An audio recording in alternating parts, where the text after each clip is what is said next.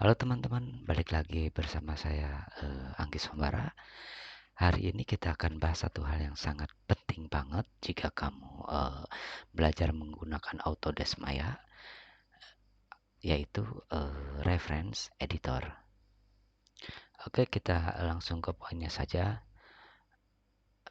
Pertanyaannya kan kenapa sih kita harus pakai reference editor? Kenapa kita nggak langsung open filenya saja langsung?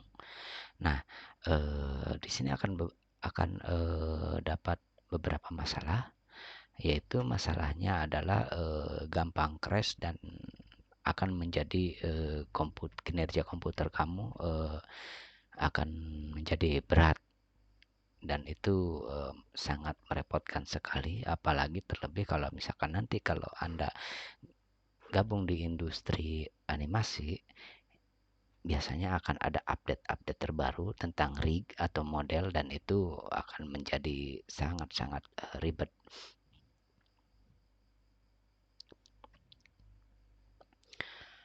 Reference editor itu kayak jembatan antara file rig dan file animasi kita.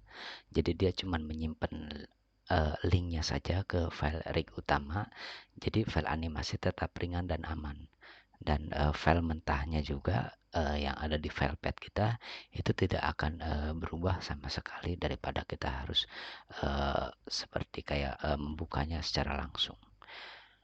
Oke, keuntungan utamanya adalah filenya pasti lebih ringan karena rig tidak ikut masuk secara penuh, hanya cuma linknya saja, dan terutama mudah diupdate juga dan aman dari error. Biasanya hanya cuma read only gitu kan. Dan terakhir itu pipeline-nya itu friendly. Jadi setiap studio animasi itu biasanya menggunakan reference editor untuk meng-setup satu shot atau scene.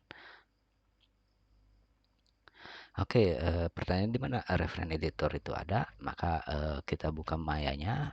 Di sini ada file, lalu cari reference editor. Maka kalian akan ketemu reference editor, dan di situ ada kotak muncul, dan di sini ada tanda plus yang kecil. Kita tinggal tambah saja plus ini, cari file rig-nya di mana. Nah, setelah ketemu rig yang akan kita pakai nanti, tinggal klik saja dan boom, ya.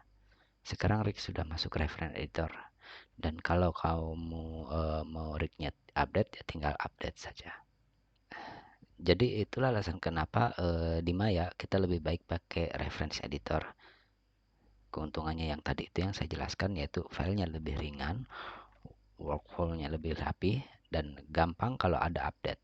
Kalau kamu animator, ini tentu wajib akan dipahami. Namun sayangnya pada kenyataannya di dunia industri animasi, jika kalian sudah meng-setup satu scene, biasanya filenya itu kan gede-gede banget. Jadi ada aja scene yang berat-berat. Kebanyakan sih kalau sudah lebih dari 5 karakter dan menggunakan background yang eksterior, jangankan eksterior, interior pun berat. Dan itu kasusnya itu sering bakal kita temui seperti itu. Dan nah, disitulah gunanya reference editor. Kalian bisa meng-hide seperti ini, tinggal hilangkan saja centangnya, dan kalian tinggal menganimasikan karakter yang akan dianimasikan sesuai storyboard yang sudah diberikan. Dan ketika yang aset yang lain hilang, itu kalian bisa menganimasikannya dengan nyaman, dan itu akan lebih ringan. Itu kasus yang sering ditemui di industri-industri kreatif atau industri-industri animasi biasanya ya. Kalau kalian suka konten ini, jangan lupa like, subscribe, dan nyalain lonceng notifikasi supaya nggak ketinggalan tips animasi lainnya. Sampai jumpa di video berikutnya. Oke, thank you.